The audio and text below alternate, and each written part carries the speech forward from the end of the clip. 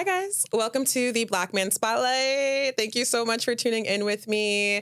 First and foremost, please hit that subscribe button for me because that is how I'm going to grow. It's how I'm going to be able to keep doing this with my team, and it's how I'm going to monetize. So if you care about me, you will subscribe right now. So let's get into this episode because it had me, like cringing almost. I felt so much anxiety as a Black woman being approached by a Black man who is in school for therapy and life coaching. So he has the language to talk to me so eloquently and communicate why he thinks that Black women lack accountability. So I don't know why I did this or why I thought I was the one to speak on this, but I got in the hot seat and he asked me a lot of incredible questions. I asked him a lot of incredible questions, and there were a lot of uncomfortable truths said throughout this conversation. And he armed me with the way Black men feel about Black women and why Black women are having a hard time connecting to Black men. And I don't know. I just felt like I had to journal afterwards, and I had a lot to think about because it just opened my eyes to my own lack of accountability and understanding. And so I hope that this episode helps whoever is watching understand themselves and understand the people around them. And if you are ready, welcome to the Black Man Spotlight. I'm going to call this episode Accountability. Ooh.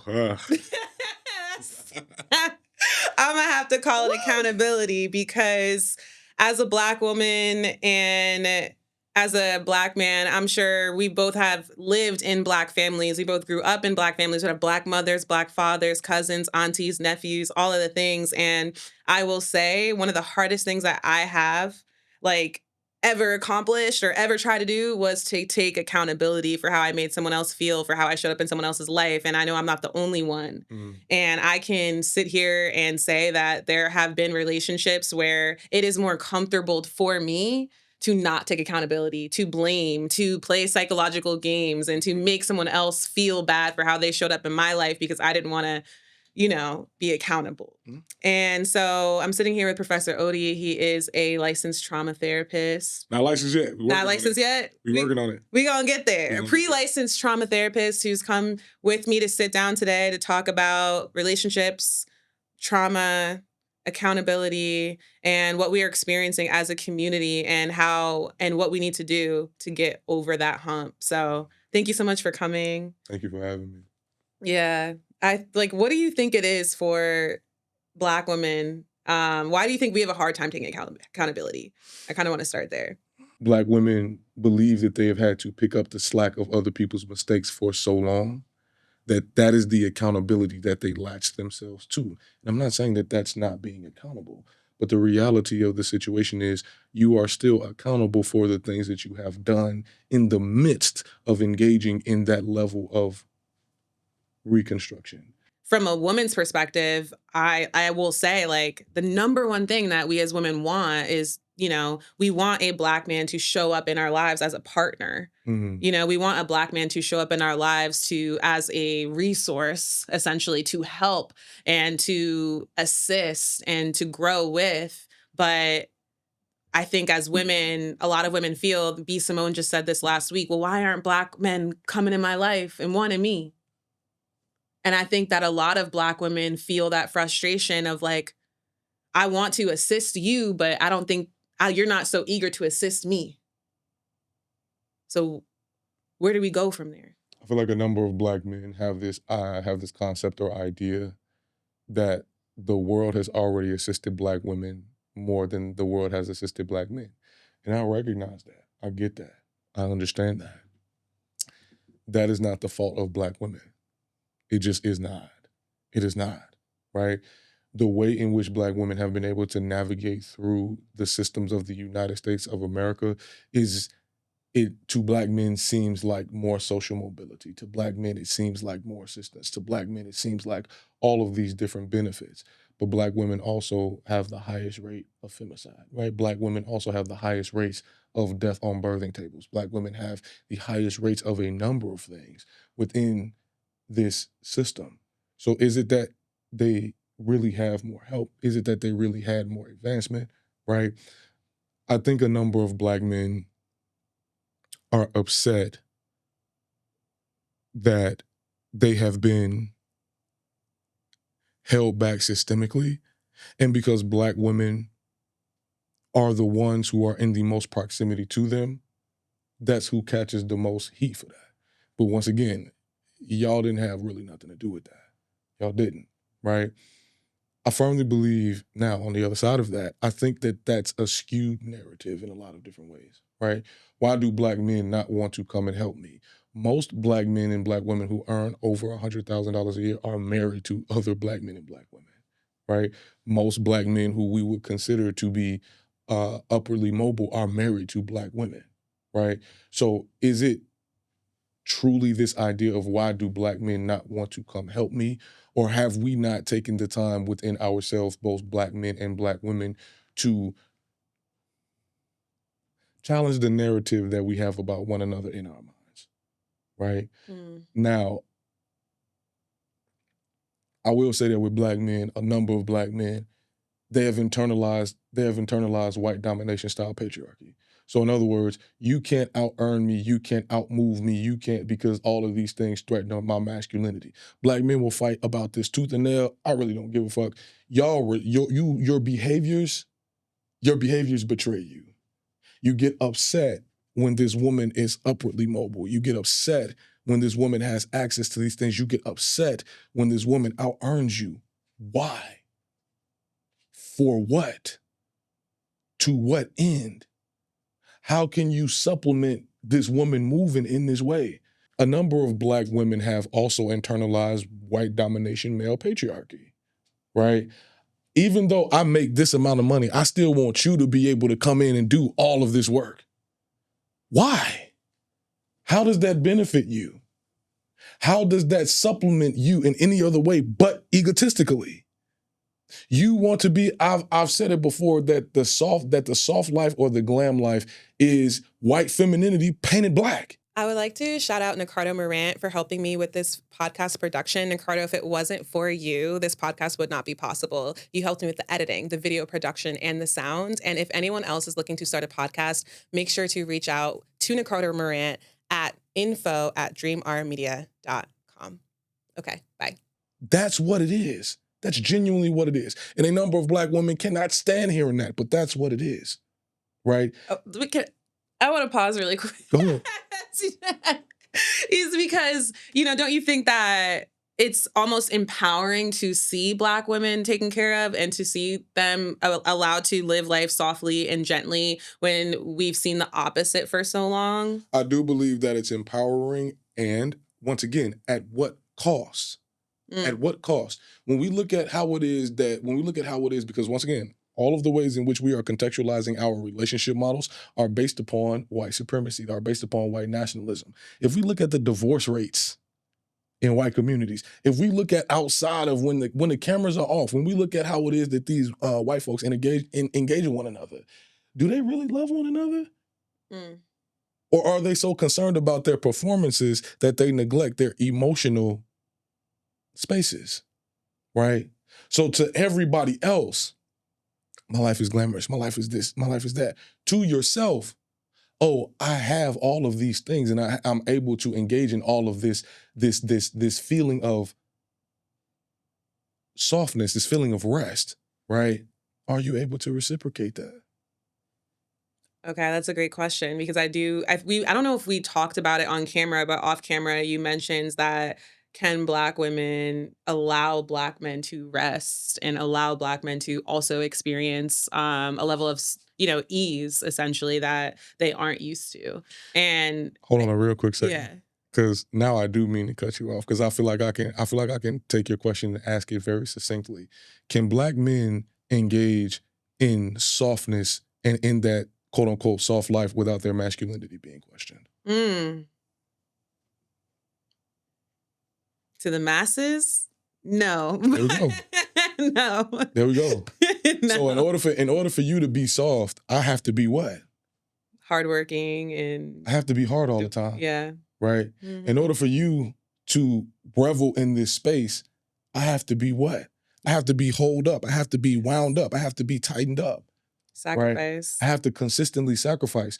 Are you in your space of rest able to identify how it is that what it is that I'm doing creates this space of difficulty processing particular emotions for me, right? If I've created a safe space for you, can you, outside of your soft life, outside of your rest, can you be that safe space for me without it creating a space of anxiety for you to say to yourself, if this man breaks, this will interrupt my soft life. This will interrupt my rest. That's what I mean when I say a number of Black men are afraid to engage in emotional investment because they are terrified that they will not get it back. And a number of men, not just Black men, but a number of men do not believe that they have enough emotional currency to go around. And what do you mean emotional currency? What does that mean? So when I say emotional currency, in a lot of different ways, men are used to being emotionally neglected. Men are used to being emotionally invalidated, right? So when I read listicles or when I read these lists of what the top 10 things, the top 10 most shocking things that women learn about men, one of them is that they don't get compliments often. So if we think about how often men actually get affirmed, if we think about those things as tokens, right? How often do those tokens get deposited into that emotional bank? Not very often. So if I don't have a lot of currency in here to begin with, how can I continue giving these things to you? Eventually, I will become emotionally bankrupt. And then at the point that I'm emotionally bankrupt, you're going to ask for more because you recognize that you're not getting any. So I feel like Black women and Black men are asked to sacrifice so much in their relationship to one another. Mm-hmm. And I'm I tired think of that a lot sacrificing. of, yeah, I think that I think a lot of Black women feel that same way, you know? And so who's gonna sacrifice more essentially? And a lot of Black women think that Black men should sacrifice more. Right. And I'm this isn't my opinion. I'm just trying to like navigate this conversation into which both people can understand each other. And so a lot of people in our community believe that men should sacrifice more than women. Or does it have to be one sacrificing more than the other? Or is there a level where we can equally sacrifice for each other? I'm going to walk. You've been playing devil's advocate. Now I'm going to play devil's courtroom. Why do we feel like men should have to sacrifice more? Okay. It's definitely a narrative like within like the patriarchal society and like the relationships that men and women have, that if men are supposed to lead the family and be the leaders of community, leaders are often hit with the responsibility to have this, extra added weight than everybody else. Right. And so as a man and as a leader, it's often believed that you're supposed to have that added extra weight. Right.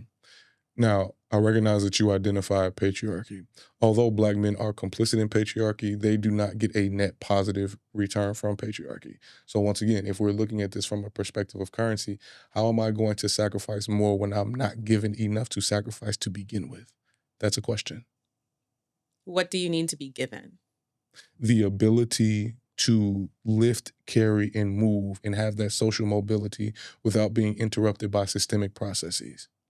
So Black relationships are a completely different dynamic than, I'm assuming, than other relationships of other cultures. Yes. And we cannot expect the same things that other cultures have within our relation to each other. So then why do we? Why do Black women, once again, if the reward for patriarchy is mobility, political representation, and power, and we acknowledge that Black men, although we participate in the patriarchy, we do not get the same net benefits. Why are we still held to the same standard?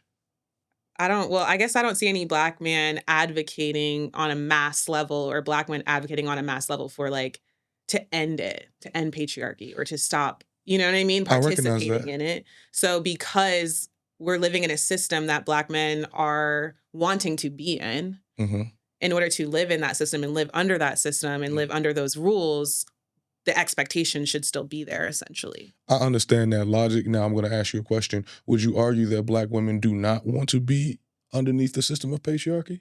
Yeah, they don't. I would argue differently. You would argue that they want to be. I would argue that there are particular points of the patriarchy that they still want to be able to have access to. I agree. Yeah, And they are that's not willing to sacrifice those parts of the patriarchy in order to dismantle the patriarchy. We got to give examples. So in the book, When Chicken Heads Come Home to Roost, Hip Hop Feminist breaks it down. Joan Morgan asks the question, am I still down for the cause if I were to say that there are particular parts of the patriarchy that turn me on? Whew, that's good. That's good. And so the soft life is one of them. Yes. Like we were just saying. Yes. That's a part of the patriarchy that Not Black only, women... it don't even got to be to the point of the soft life. Okay. There are a number of women who will turn into a sexually diffused puddle just by watching men be men around them. That is a performance of the patriarchy. So what parts of the patriarchy are women willing to What are involve you themselves willing in to and sacrifice which in aren't? order to get the outcome that you are looking for? Are you willing to be uncomfortable in order to get to a point of political and ideological comfortability or equanimity? Joan Morgan asked the question, am I really equipped to be in a gender neutral society where men do not open doors for me simply because I'm a woman? No, they're not. They're not. They want that level of appreciation, respect, care, that level of like gentleness that they get to experience in it, where women are perceived as, Softer. yeah, and able to be taken care of. So it's like, do they have to sacrifice that care to dismantle? That's a part of the patriarchy. But okay. Chivalry is a part of the patriarchy. Okay. Right?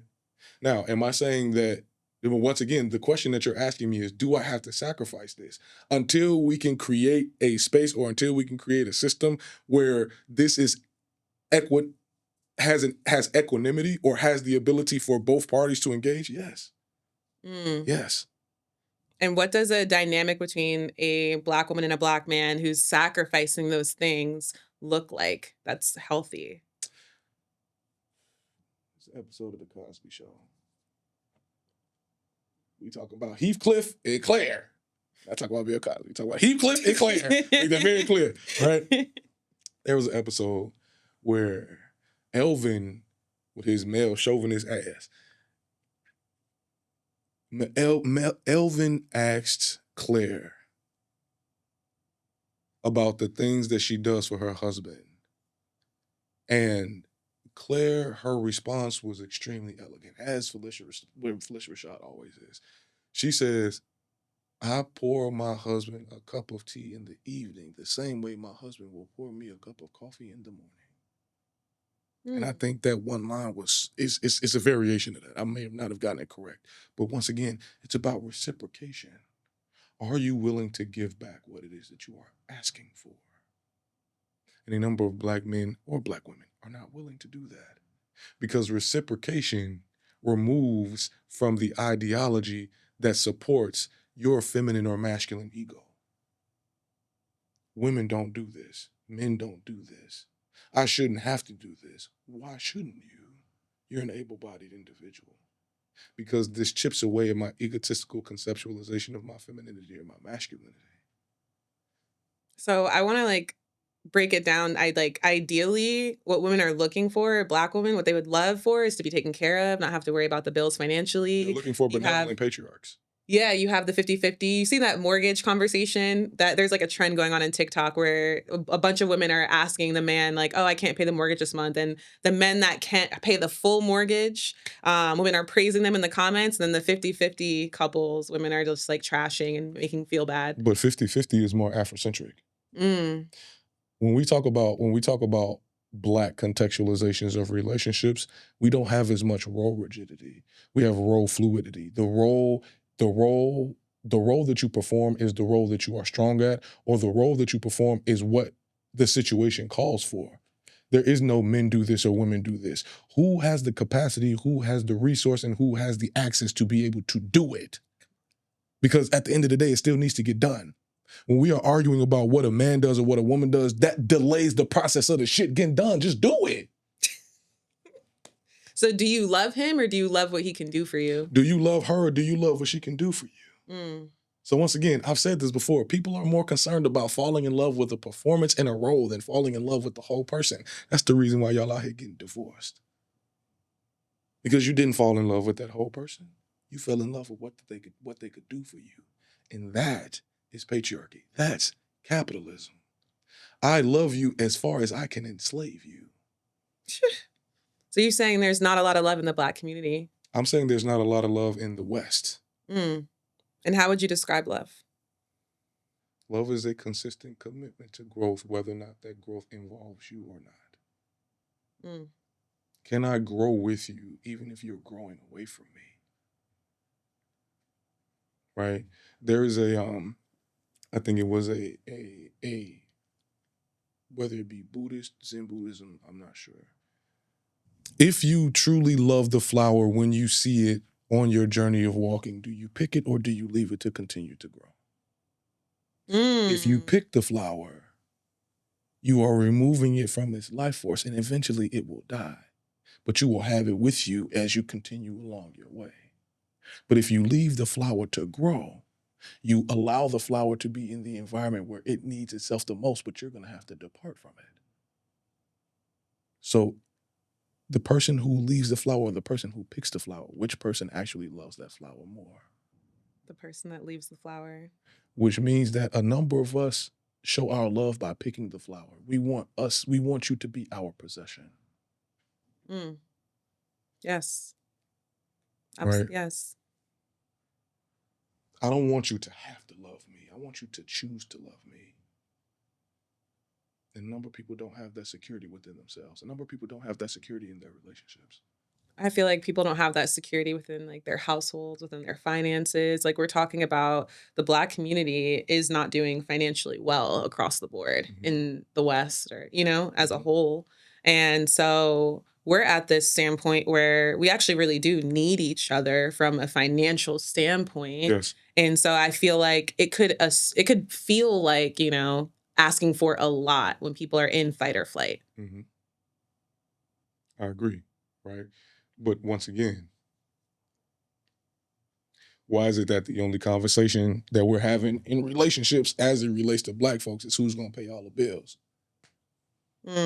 Why are we not talking about how we're going to utilize a two-income household in order to facilitate investments? Why are we not talking about how it is to manage credit or leverage credit in order to create passive income? Why are we not talking about how it is that we can teach our children what it is that we've learned from moving into these spaces? One of the largest wealth hacks is getting married. Because the United States of America gives benefits based upon you being married. And that's the reason why there are so many penalties when you get divorced. They want to incentivize what it is that they believe to be a healthy relationship. But once again, because there is no love, there is only possession. We only care about the amount of possessions that we have. What possessions can you provide to me? Can you act as my possession? Right? We're having the wrong conversations.